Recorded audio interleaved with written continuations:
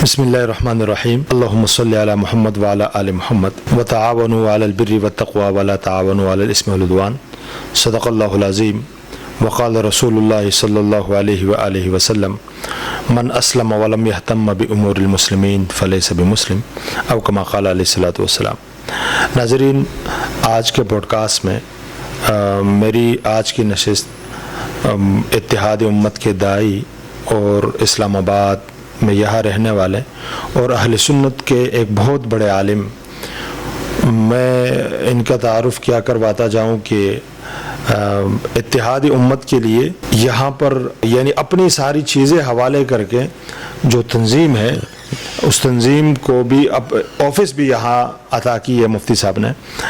मेरी मुराद है मुफ्ती गुलजार अहमद नईमी साहब जो बानी जामिया नईमिया इस्लामाबाद जिनायन तरीके भी हैं। आज मौजूदा हालात के मुताबिक चंद सवालात और फिर उन सवालात को आवाम तक पहुँचाना ये हमारी ज़िम्मेदारी होती है और मुझे खुशी इस बात की है कि इस दौर में इत्तिहादी उम्मत के हवाले से एक शख्सियत जो अहले सुन्नत होकर तमाम फ़िरक़ों को साथ लेकर चलने वाला हो, तो ऐसे शख्सियात बहुत कम मिलती है।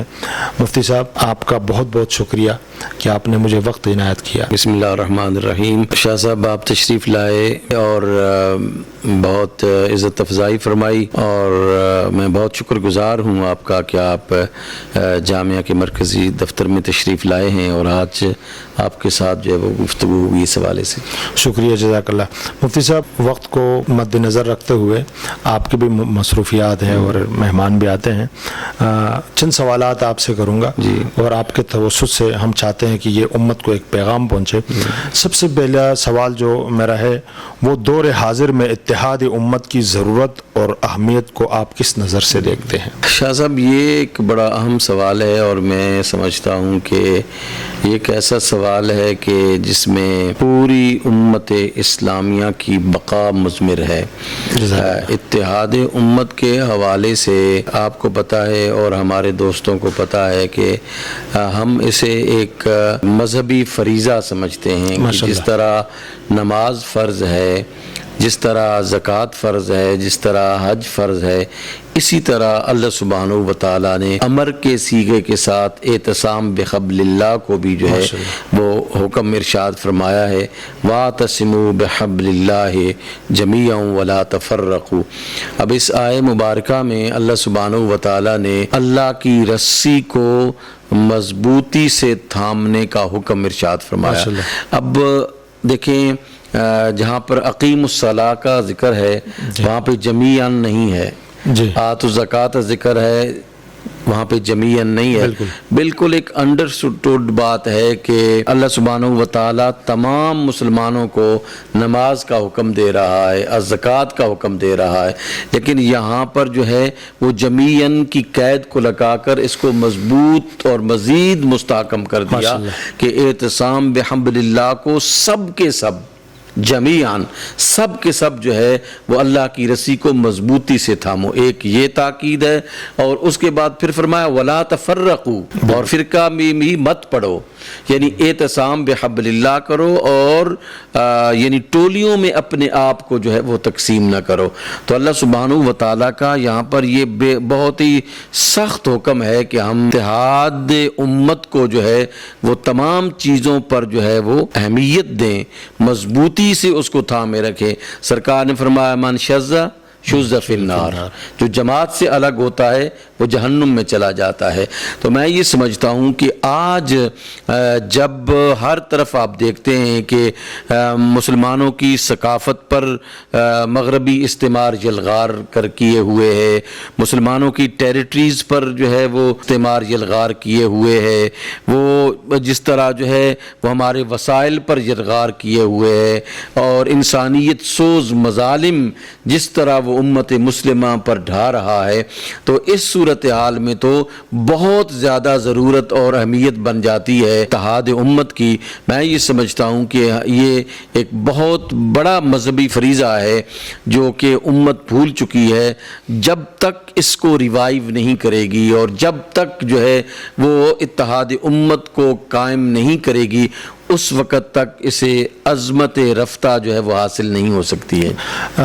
جس طرح آپ نے فرمایا، میں بالفاظ دیگر اگر کہہ دوں کہ جس طرح حضور علیہ الصلوۃ والسلام جیسے دنیا میں تشریف لائے، 360 بتوں کے سامنے جھکنے والوں کے ایک خدا کی طرف لانے والا، یعنی یہ ایک رسالت کی ایک عظیم ایک نمونہ ہے، اور یہ ایک کام ہے کہ حضور علیہ الصلوۃ والسلام کو اتحادی امت کے لیے، یعنی بے شمار 360 بتوں کے سامنے جھکنے والوں کو ایک خدا کے سامنے جھکانے والا رسول اللہ بنا۔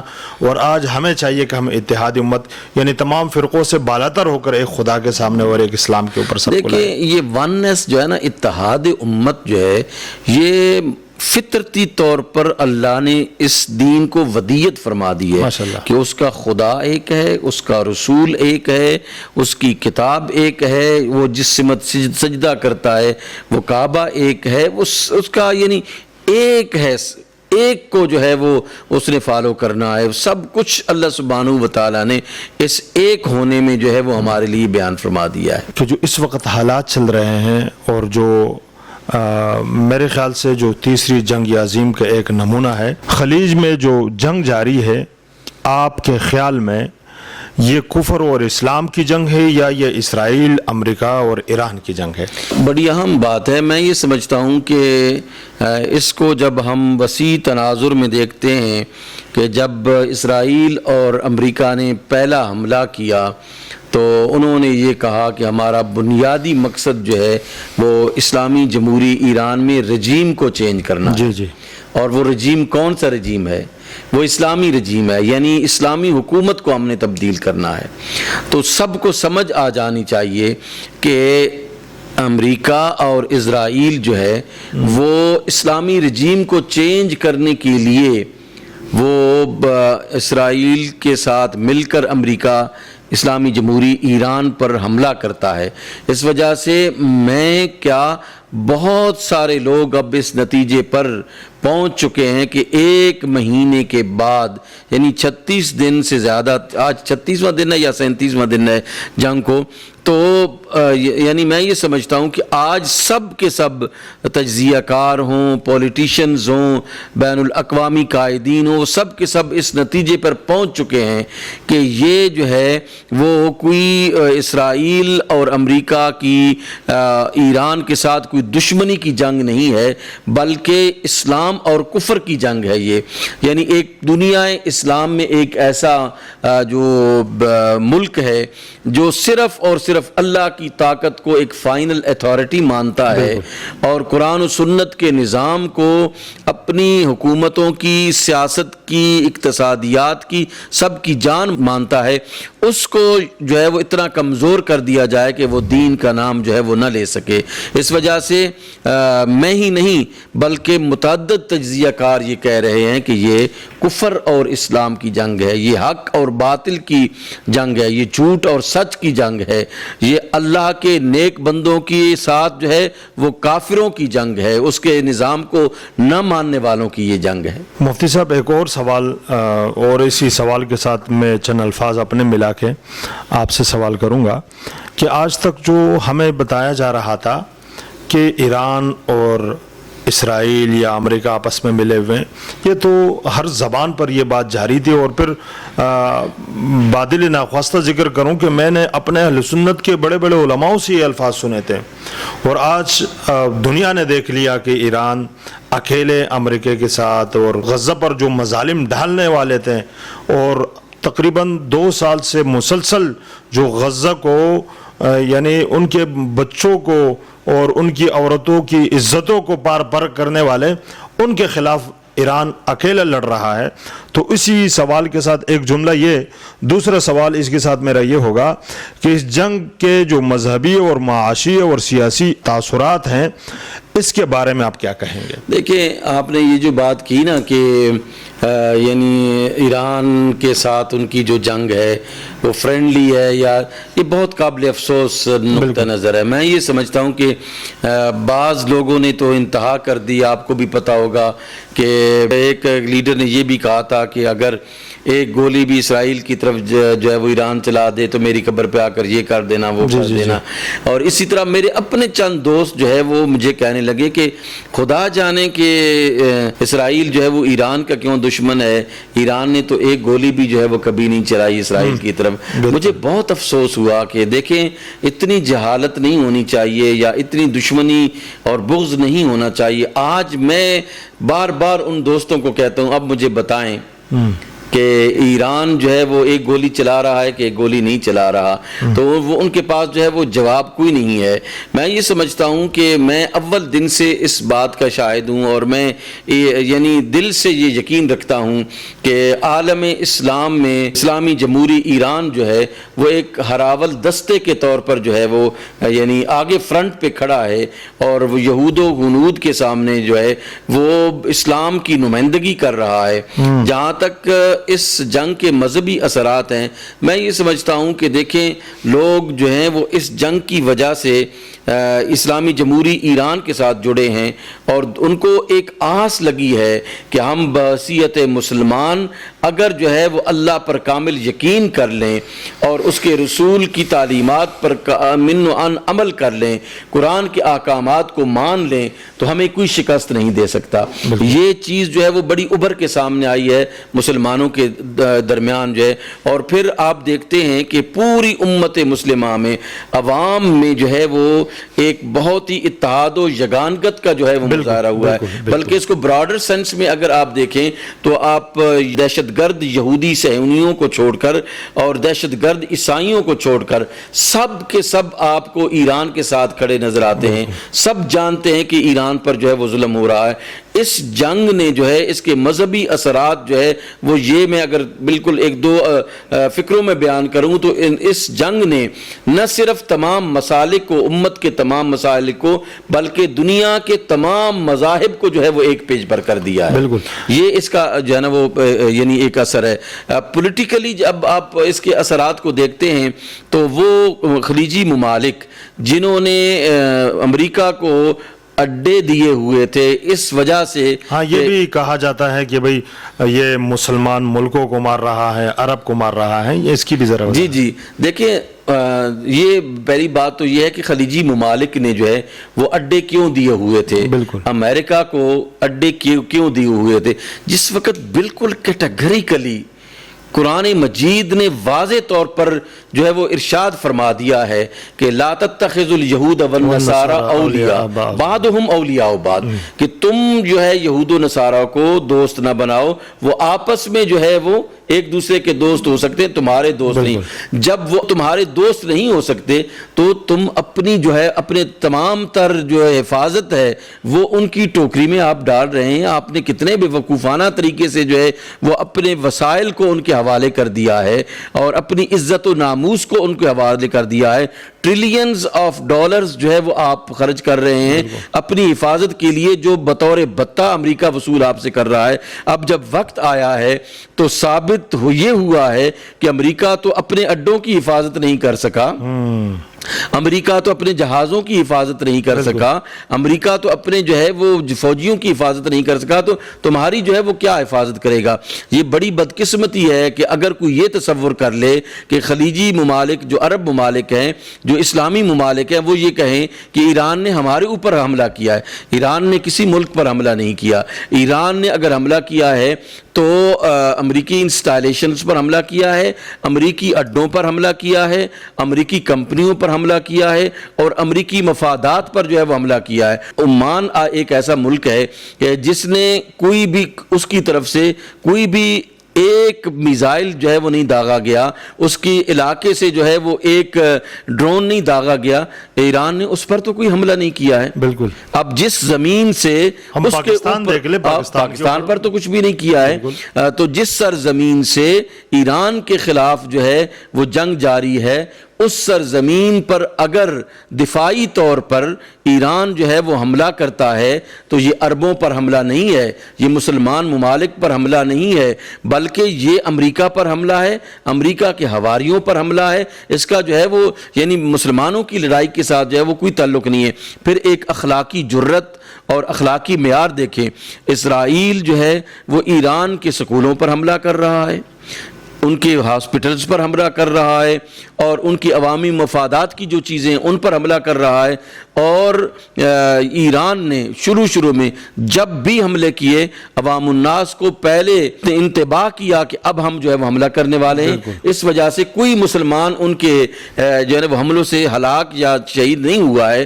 میں یہ سمجھتا ہوں کہ زیادتی عرب ممالک اور خلیجی ممالک ایران کے ساتھ کر رہے ہیں, امت مسلمہ کے ساتھ کر رہے ہیں. امریکہ جس کو آپ امریکہ اپنا جو ہے وہ سب کچھ سمجھتے ہیں, نہ وہ کل اسلام کا تھا, نہ وہ آج اسلام کا ہے, نہ آئندہ کل آنے والے میں وہ اسلام کرے گا. وہ تمہارا دشمن ہے, اور تم جو ہے وہ اس کو دشمن تصور کرو. کم از کم دشمنوں کو تو پہچاننے کی معرفت انسان کے پاس ہونی چاہیے کہ میرا دشمن کون ہے, میرا دوست کون ہے. میں یہ سمجھتا ہوں کہ ان خلیجی ممالک کو فوراً یہ اڈے امریکہ سے خالی کروانے چاہیے, اور فوراً جو ہے وہ امریکہ کو نکالنا چاہیے. اب وقت ایک بہانہ بھی ہے, نہیں جنون یہ چیز ہے. آج تم ہماری حفاظت نہیں جان چھڑانے کا ایک بہانہ تو ہے. جی بالکل درست بات آپ نے کر رہے ہیں. لیکن میں یہ سمجھتا ہوں کہ اب اتحاد امت کے حوالے سے ایک بہت بڑا موقع اور سنہری موقع ہے جو امت کے پاس ہے. جی بالکل. ایک مختصر سے سوال, آپ تو ماشاءاللہ آپ کی علم بھی وسیع ہے, آپ تاریخ سے بھی واقف ہیں. ہمارے ہاں یہ بات کی جاتی ہے کہ ایران نے جہاں بھی سنی ممالک کے وہاں مظالم ڈالے ہیں, اور پھر خصوصاً صدام حسین کی بات کی جاتی ہے کہ ان کی موت پر وہ خوش ہوئے تھے. کیا ایران نے حقیقت میں سنی ممالک پر ظلم کیا ہے, ان کو مارا ہے؟ دیکھیں ایران کی پوری آپ ہسٹری جب دیکھتے ہیں, ایران نے کسی پر بھی حملے میں پہل نہیں کی ہے. جی یعنی صدام حسین اہل سنت تو تھا, لیکن اس کا وہ ایک سیکولر یعنی طبقے سے تعلق رکھتا تھا. بعض پارٹی کا جو مقصد تھا وہ عراق میں اسلامی نظام کا نفاذ نہیں تھا, وہ باقاعدہ امریکہ کا پٹھو تھا. امریکہ نے اسے چڑھ دوڑنے کا ایران پر جو ہے وہ کہا, اور وہ ایران پر چڑھ دوڑا, اور ہزاروں کی تعداد میں ایرانیوں کو جو ہے وہ شہید کیا. عراق میں جو ہے نا وہ ظاہر ہے کہ دیکھیں جب ایک قوم پر آپ اٹیک کرتے ہیں تو اس کو دفاع کا تو حق حاصل ہے نا. بالکل. وہ جہاں سے وہ حملہ ہو رہا ہے اس پر حملہ کرنے کا اس کو حق حاصل ہے. آغاز کس نے کیا تھا؟ ایران نے نہیں کیا تھا. آغاز جو ہے وہ اس عراق نے کیا. جس طرح آج جو ہے وہ یعنی اسرائیل اور امریکہ نے آغاز کیا تھا, اسی طرح جو ہے وہ عراق ایران جنگ میں جو ہے وہ کس نے آغاز کیا تھا؟ عراق نے آغاز کیا تھا. اس وجہ سے ہم مورد الزام اسلامی جمہوری ایران کو نہیں ٹھہرا سکتے. پھر آپ دیکھیں کہ یعنی عراق پر اس نے حملہ کیا, پھر اس کے بعد یعنی صدام کو امریکہ نے کہا کہ کویت پر حملہ کرو, اس نے کویت پر حملہ کر دیا. یہاں پر بھی حملہ کیا شیعہ سمجھ کے, تو کویت تو اہل سنت ہے, ان پر اس نے کیوں حملہ کیا تھا؟ اچھا, یعنی کویت پر بھی حملہ کیا نا اس نے. تاریخ آپ اٹھا کے دیکھیں کہ اس نے بڑا سخت جو ہے نا وہ حملہ کیا تھا. اور امام خمینی کی آپ بصیرت کو دیکھیں, یہ مت دیکھیں کہ وہ شیعہ ہے, یہ مت دیکھیں کہ وہ سنی ہے, دیکھیں کہ اس کی بصیرت کتنی تھی. اس نے ایران عراق جنگ میں کہہ دیا تھا کہ ان قریب جو ہے وہ عراق سے یعنی امریکہ کویت پر بھی حملہ کرائے گا, اور بے عینی ہی وہی کچھ ہوا. پھر بالکل. ایک جو ضرور سوال میں سمجھتا ہوں کہ میں نے تو یہاں تک سنا تھا, یا کسی عالم کا قول ہے یا کسی بڑے کا قول ہے, اگر اسرائیل کے ہاتھوں کتا بھی مارا جائے تو ہم اس کو بھی شہید کہتے ہیں.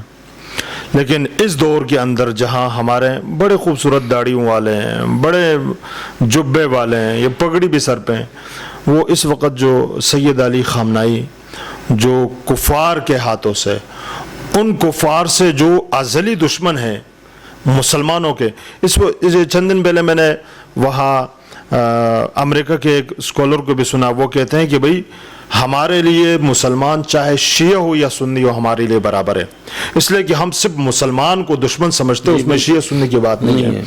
تو ہمارے ہاں کیا ان کو شہادت کے بارے میں جو کہا جاتا ہے, میرا تو اپنا دل یہ مطمئن ہے کہ غزہ کے مظلوم عوام کے لیے لڑنے والا, ورنہ امریکہ کے ساتھ اپنی دشمنی تو تھی نہیں, پوری دنیا خاموش رہی اور ایران بولتا رہا, میں نے دیکھا ہے یہ دو سالوں کے اندر، تو بعض لوگ ان کی کم عقلی یا کم سوچ ہوگی کہ ان کو شہید کا درجہ نہیں دینا چاہیے. بہت قابل افسوس رویہ ہے. میں یہ سمجھتا ہوں کہ اہل سنت بریلوی مکتبہ فکر ہو یا دیوبندی مکتبہ فکر ہو، یعنی ان کو میرے خیال ہے کہ جن لوگوں نے یہ کہا ہے ان کو شرم آنی چاہیے. ایک شخص جو ہے وہ صبح و شام اللہ کی بات کرتا ہے، قرآن کی جو ہے نا وہ یعنی دلائل کے ساتھ بات کرتا ہے، قرآن کی آیات پڑھتا ہے، اللہ پر مکمل بھروسے کی بات کرتا ہے، اور اس کے منہ پر جو ہے وہ ہر وقت جو ہے وہ یہ بات آتی ہے ان تنصر اللہ ینصرکم ویثبت اقدامکم. اسی طرح دیگر جو ہے وہ آیات آتی ہیں، اور ہر وقت وہ کہتا ہے کہ پوری دنیا ہم سے روٹھ جائے لیکن اللہ ہم سے نہ روٹھے تو ہم یہ سمجھتے ہیں کہ ہم کامیاب ہیں. اس شخص کو شہید کیا گیا اور ظلماً شہید کیا گیا، اور اگر وہ اپنے کمپرومائز کر لیتا، اس کی سینکشنز بھی جو 40-45 سال سے تھیں وہ ختم ہو سکتی تھیں، وہ سب کچھ کر سکتا تھا، لیکن اس نے اسلامی حمیت کو برقرار رکھا، اسلامی عزت و شوکت کو برقرار رکھا. جو اگر میرے خیال کے مطابق جو ہے وہ اگر علی خامنائی جو ہے وہ شہید نہیں ہے تو پھر عالم اسلام کا کوئی آج جو ہے وہ مرنے والا، کوئی فوجی ہو، کوئی جرنل ہو، کوئی کرنل ہو، یا کوئی کسی قسم کا بیوروکریٹ ہو، جو کچھ بھی ہے، پھر جس کو بھی ظلماً شہید کیا جائے گا وہ شہید نہیں کہلائے گا. جزاک اللہ، بڑی خوبصورت بات. مفتی صاحب، میری سوچ اور فکر یہ ہوتی ہے کہ میں جب آپ جیسے بزرگوں سے مل کر سادات کے اندر تکفیریت بہت زیادہ پائی جاتی ہے. ابھی مفتی صاحب سے بھی دعا سلام ہوئی اور آپ سے بھی کہ ہمارے سادات کے اندر ایسے لوگ بھی ہیں جو صاحب علم بھی ہے، تکفیریت کے یا ملائزم میں اس طرح پسل چکے ہیں کہ وہ اس الفاظ اس انداز سے بات کرتے ہیں کہ حضرت امام حسین علیہ السلام کا مدینے سے کربلا میں کیا کام، نعوذ باللہ. یا اسی طرح بھی سادات کے منہ سے سنا گیا کہ بھئی یہ تو سادات یا غیر سادات کے یہ تو شہزادوں کی جنگ تھی. میں آپ سے ایک درخواست کروں گا کہ اس دور کے سادات کو آپ ایک مختصر سا پیغام دیں کہ وہ کیا کریں، اور یہ تو مقتدی ہے، مقتدی نہ بنے. ایک پیغام مختصر سے. دیکھیں، میں آپ کی وساطت سے جی تمام سادات کرام کی خدمت میں عرض کروں گا کہ ہم لوگ جو ہیں وہ آپ کے متبعین ہیں، آپ کے ساتھ محبت کرنے والے ہیں، جزاک اللہ. اور آپ کے ساتھ جو ہے وہ رسول اللہ کی وساطت سے جو ہے وہ محبت کرنے والے ہیں. اگر آپ ہی اپنے بزرگوں کی اتنے بڑے کارنامے کو، جس کو عالم کفر بھی ایکسیپٹ کرتا ہے، عالم عیسائیت بھی ایکسیپٹ کرتا ہے، عالم یہودیت بھی، پوری دنیا اسلام کے مسلم اور غیر مسلم مکمل طور پر جو ہے وہ قبول کرتے ہیں کہ امام علی مقام حضرت امام حسین علیہ السلام نے جو ہے وہ یعنی کام کیا ہے کربلا میں، اپنا سب کچھ دے کر اصولوں پر کمپرومائز نہیں کیا. اگر سب دنیا جو ہے وہ آپ کے بزرگوں کی تعریف کرے اور آپ دو شہزادوں کی جنگ کہیں تو پھر میں نہیں کہتا، آپ خود ہی اندازہ کر لیں کہ قیامت کے دن پھر آپ کے اکابر آپ کو قبول کریں گے. سیدہ کائنات جو ہے وہ آپ کو قبول کرے گی، مولا علی آپ کو قبول کریں گے. اپنے یعنی منیمم وفا کا کم سے کم تقاضا یہ ہوتا ہے کہ اپنے والدین کے ساتھ وفاداری کی جائے. بالکل. تو وہ یعنی جن کی وجہ سے آپ سادات کہلاتے ہیں، جنہوں نے خون دے کر اسلام کے اصولوں کو بچایا ہے، اگر آپ ان کو جیسے کہ عام لوگ جو ہے وہ دو شہزادوں کی جنگ کہتے ہیں اور آپ کہتے ہیں کہ وہ کربلا میں کیوں گئے، اگر کربلا میں وہ نہ جاتے تو آج آپ کی اور بنو امیہ کے لوگوں کی نام و نشان جس طرح بنو امیہ کے لوگوں کا مٹ گیا ہے آپ کا بھی مٹ جاتا. میں یہ سمجھتا ہوں کہ امام عالی مقام نے جو ہے وہ قیامت تک کے لیے ظلم اور جبر و استبداد کو اور حق کو واضح کر دیا ہے. حضرت علامہ اقبال نے فرمایا تھا، تا قیامت قطع استبداد کرد، موج خون او چمن ایجاد کرد. تو حضرت امام عالی مقام کو تو امام حضرت علامہ اقبال نے اتنا بڑا خراج تحسین پیش کیا کہ ان کے خون نے ایک چمن جو ہے وہ ایجاد کر دیا ہے، چمن پیدا کر دیا ہے. آپ اگر کہیں تو یہ نامناسب ہے. میری تمام سادات کرام سے یہ گزارش ہے کہ اپنے بزرگوں کے نقش قدم پر چلیں اور اس شہادت کو اپنے لیے مشعل راہ جو ہے وہ بنائیں. یعنی میری سوچ اور فکر یہ ہوتی ہے کہ مجھے بھی کبھی بھی برا بلا کہا جاتا ہے، صرف आबाओ अजदाद के तारुफ की वजह से कि मैं कभी अली का तज़किरा करता हूँ, कभी इमाम हुसैन का तज़किरा करता हूँ, तो जिस तरह मुफ्ती साहब ने कहा कि सादात के अंदर एक ऐसा शऊर होना चाहिए जो अपने आबाओ अजदाद का तारुफ हासिल करे, उनके मनाक़िब पढ़े, उनकी ज़िंदगी पढ़े और अपने आप को वो अपने लिए मशाल राह समझे और उसके अंदाज से चले। मुफ्ती साहब एक आखिरी सवाल, वक्त आपसे बहुत ज़्यादा लिया। माशाल्लाह मैं ख़त्म बुखारी में भी आया था और मैंने यहाँ आपके मदरसे में एक चीज़ देखी कि जिन तलबा के साथ हमारा तारुफ हुआ, जिस तरह आपने यहाँ वीडियो में भी बात की ज़बान से कि सादात का एहतराम और मोहब्बत, मैंने यहाँ सहाबाए किराम से एहतराम भी देखी है, मैंने यहाँ साहब अहले बैत अलैहिमुस्सलाम की वदियात मोहब्बत और मुअद्दत भी देखी है, मैंने यहाँ अहले सुन्नत के अकाबिर की जिस अंदाज से हमें फॉलो करना चाहिए वो भी देखा है। और आज मैंने आपके मदरसे का भी मुकम्मल विज़िट किया, असातिज़ा किराम भी साथ हैं, तो आप माशाल्लाह जामिया नईमिया इस्लामाबाद के बानी हैं और इत्तिहाद उम्मत के दाई हैं, तो अपने मदरसे का मुख्तसर सा तारुफ। देखिए, ये जो मदरसा जामिया नईमिया इस्लामाबाद है शाह जी, ये बिल्कुल एक मोहब्बत के उसूल पर जो है वो कायम माशाल्लाह। हमारे नज़दीक जो है वो किसी को हम बुरा भला नहीं कहते, अलबत्ता जो सहाबा कराम के साथ दुश्मनी रखे उनको हिदायत के रास्ते की तरफ जो है वो दावत देते हैं। इसी तरह जो अहले बैत अतहार के साथ बोझ रखता है, हम उसे कहते हैं कि उस शख्स का कोई दीन नहीं है जो अहले बैत अतहार से जो है वो दुश्मनी करता है। तो यहाँ पर औलिया कराम के साथ, उलमाए कराम के साथ, अकाबिरीन के साथ मोहब्बत का दर्स मिलता है। हम यहाँ पे तलबा के ज़हनों में शुरू से ही जो है वो हम ये चीज़ डालते हैं कि आपकी ज़ुबान से, आपकी कलम से, आपके हाथ पाँव से, आपके जिस्म के किसी हिस्से से किसी मुसलमान को तकलीफ़ जो है वो नहीं पहुंचनी चाहिए। ये जो हमने तमाम मकातब फ़िक्र ने ये जो मसलक की बड़ी बड़ी दीवारें की हुई हैं, हम अपने तलबा को समझाते हैं कि ये जो दीवारें हैं, इन दीवारों ने इस्लाम को बहुत कमज़ोर किया है। अब हमें चाहिए कि हम इन दीवारों को बहुत पस्त कर दें, बहुत नीचे कर दें, हो सके तो ख़त्म कर दें। अल्लाह सुब्हानहू व तआला ने फरमाया हुवा सम्माकुमुल मुस्लिमीन, उसने हमारा नाम मुसलमान रखा है और हमें बहसीयत मुसलमान ही इस दुनिया से जो है वो जाना चाहिए। आपने बरेलवियत की खिदमत की, आपने देवबंदियत की खिदमत की, आपने शीयत की खिदमत की, आपने जो है वो अहले हदीसियत की खिदमत की, तो आप अगर एक बड़े कैनवस पर इस्लाम को मद्देनज़र रखते तो शायद आपका काम और ऊंचा जो है वो जाता। अपने मसलों की पहचान जो है वो इस वजह से नहीं है कि हम एक बिल्कुल अलहदा जो है वो एक टोला बना लें और वो टोला दूसरों को गाली दे और वो इनको गाली दें, वो इनको बुरा भला करें, ये उनको बुरा भला कहे। मैं ये समझता हूँ कि हमारे यहाँ ये दर्स नहीं दिया जाता। आपकी वसादत से अहले मोहब्बत को और उनकी बच्चों को सबको दावत दूंगा कि आएँ इस कार खैर में जहाँ हम मोहब्बत को फैला रहे हैं।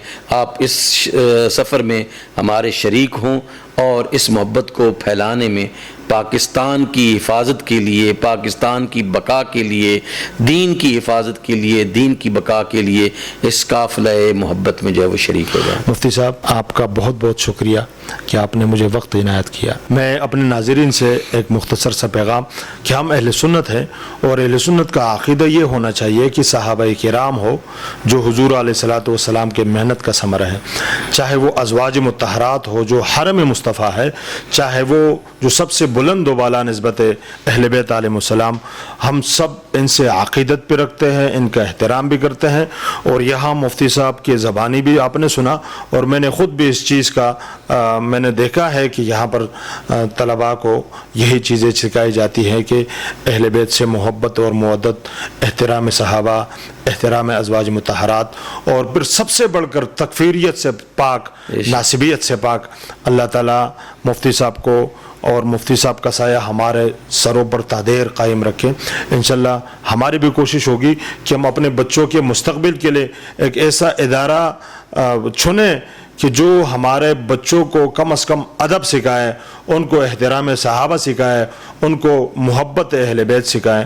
اللہ تعالی ہم سب کا حامی اور ناصر ہو۔ انشاءاللہ پھر کبھی اگر وقت ملا تو مفتی صاحب سے مزید بھی باتیں ہوگی اور مزید سوالات بھی ہوں گے۔ جزاکم اللہ خیرہ و احسن الجزا۔